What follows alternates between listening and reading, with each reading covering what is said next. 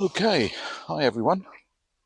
Firstly, happy 4th of July to our American friends, those that we made when we lived in America. We lived there for 10 years, both, well, in three places actually.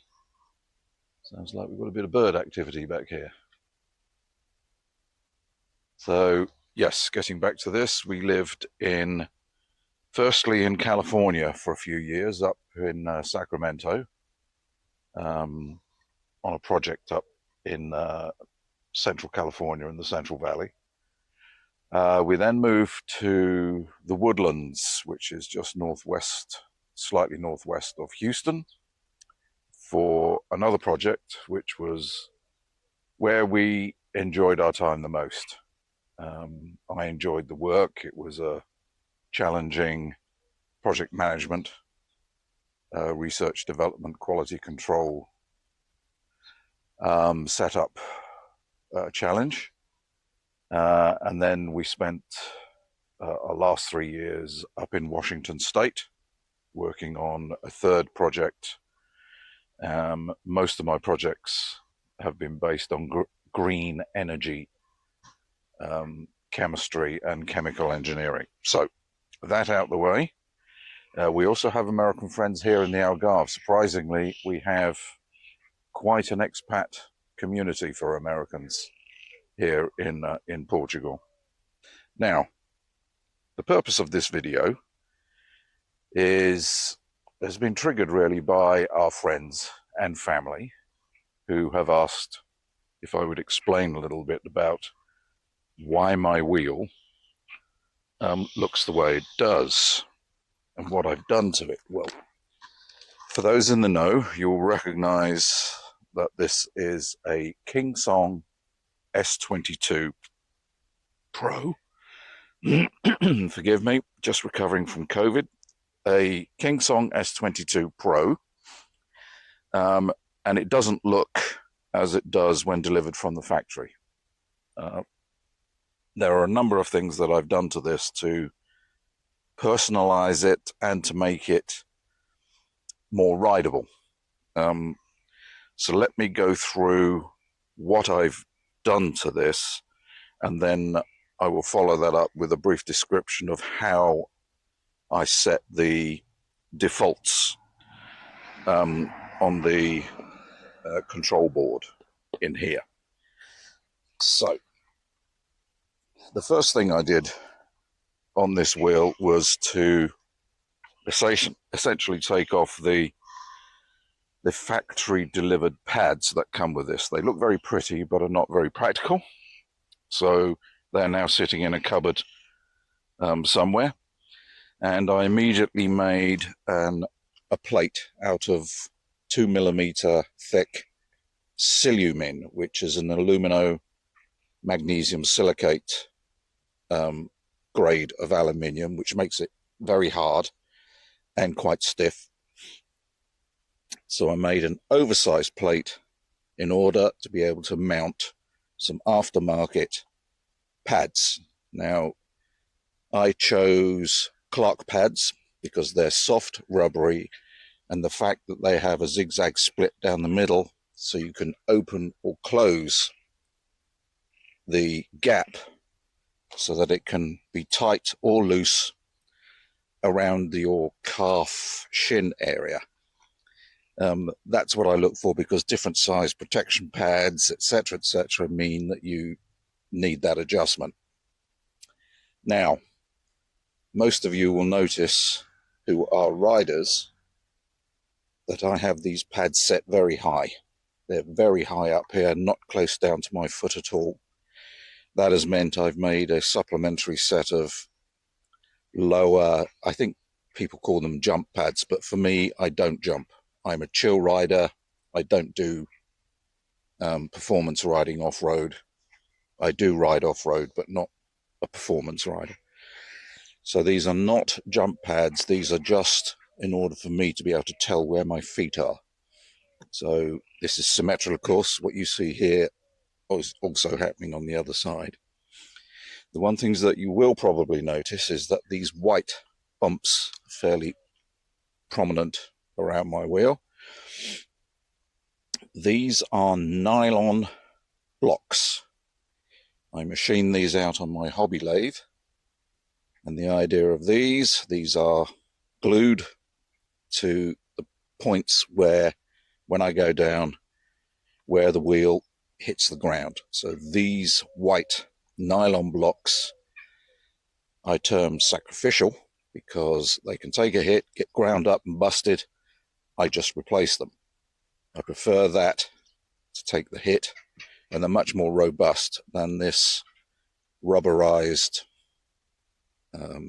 power pad here, brake pad there, because when these take the hit, that's a couple of €100. Well, yeah, a couple of €100 by the time they're shipped from the States to replace. These are just a few cents. They're cheap. I have plenty of nylon block around. So that explains the pads. Their positioning is high because I have got weak knees. I'm 72 years old, so I have age-related muscle weakness, and I also have screwed up knees, particularly my right knee. So having these up high means there's less torsional pressure placed on my knee when I'm riding. So that works for me. I like my feet free so that I can step on and step off without hindrance. The last thing I need at my age is to have my feet trapped. And if I have to go down for some reason, I get something wrong and I have to step off, I need to know I can step off and not go down trapped in the wheel, because that's how you end up with broken bones. Now, the other thing you will notice is that I have attached, let me take my tether out the way so it becomes a little easier to see. So I have a tether, standard tether, so that if I go down, my wheel doesn't travel too far from me. Keeps us relatively close together. I do not ride with a seat. I don't ride seated, and I doubt I ever will. The reason being that getting down to sit isn't the issue, it's standing back up again. Because of my weak knees, I find that standing back up is difficult, particularly when you're on the move, and that's how I'll end up face planting. So I don't do that. Now, with no seat on there, it means that the kill handle at the back is very vulnerable to being accidentally flipped. And that would be a disaster if you're moving along the road and suddenly everything is killed. That's when you also end up face planting. So I've made a hook latch for this handle. So this handle, when it's closed, it snaps shut and stays shut. It cannot open again without lifting the latch and rolling it back. I don't use this handle at all. I use the one that I made at the back for lifting and the one I made at the front for lifting. When I want to kill the motor without switching this off, I just lean it sideways 45 degrees until I hear the beep. Then I know it's off, and then I can lay it on the stand without having to turn this off. Now, talking about the handles, both these handles are made from, again, silumin, aluminosilicate with a high magnesium content, which makes them hard. This is made from round rod and bent to size and shape quite precisely, because I measured up how I wanted these to be, how I wanted them to function. So I wanted a rear handle that, if the wheel goes down backwards, this handle takes the hit, not the suspension unit. If this nosedives, it's this handle that takes the hit, not the factory plastic one, because this, on Dad, you look at it, that might take one hit and shatter, and that's the end of that. So I've made this to take the hit. It's at a certain angle and height off the wheel, so that if this goes down, these take the hit. And these are fixed to the plate, not the wheel, and the plate is velcroed to the wheel through the battery boxes on each side, velcroed on. So if this takes a hit, the velcro theoretically will let go, dissipate the energy, and with minimal damage then to my wheel. Now this front handle has a very important secondary function for me. It allows me to hold the wheel when I step up, because I don't have the leg strength to hold the wheel with my legs and step up like that. I hold the wheel, step up, and as I put my foot on, I let go and I'm away. That works for me. That's a technique that I stick with. I don't need to try and be one of these cool guys that steps up without holding the wheel. So in this top handle, which I shaped quite precisely to take my emergency kit. This is a hard case, a zip-up hard case. This stays permanently on my wheel, goes everywhere my wheel goes. In here I have spare impact blocks, nylon, so that if I lose them when I go down, I have replacements. I have a spare bottle of slime in case I have puncture issues over and above what's already in there. I have a small shot pump for pumping air back in. I have a valve extension because these valves are very difficult to get to, particularly with something like this shot pump. I have in here cable ties. If I have an accident and things get broken or loose, I can cable tie things back to place. I have electrical tape for the same reason. I can use electrical tape to hold things together.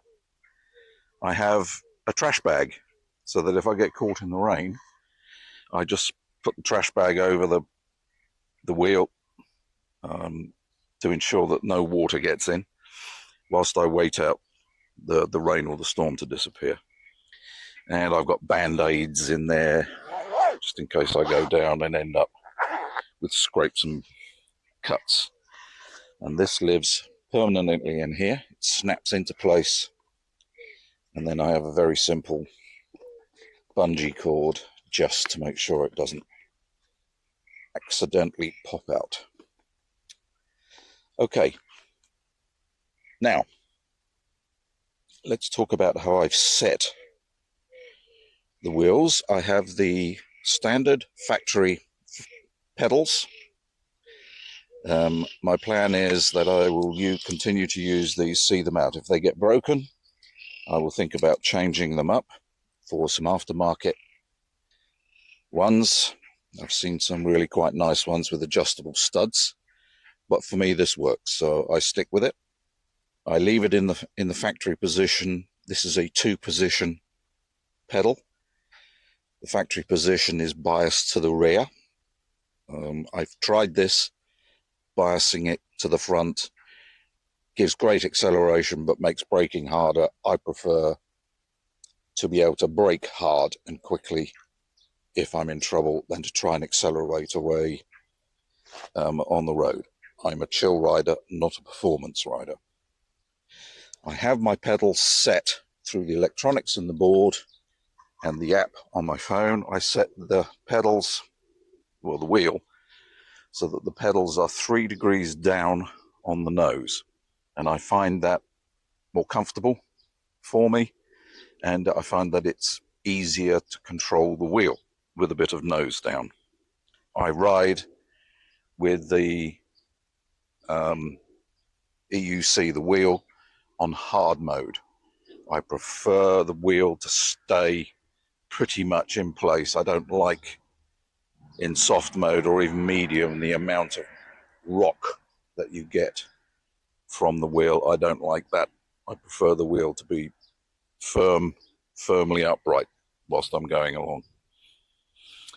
Now, I'm going to spin this round to explain a problem that I had for quite some time on this wheel.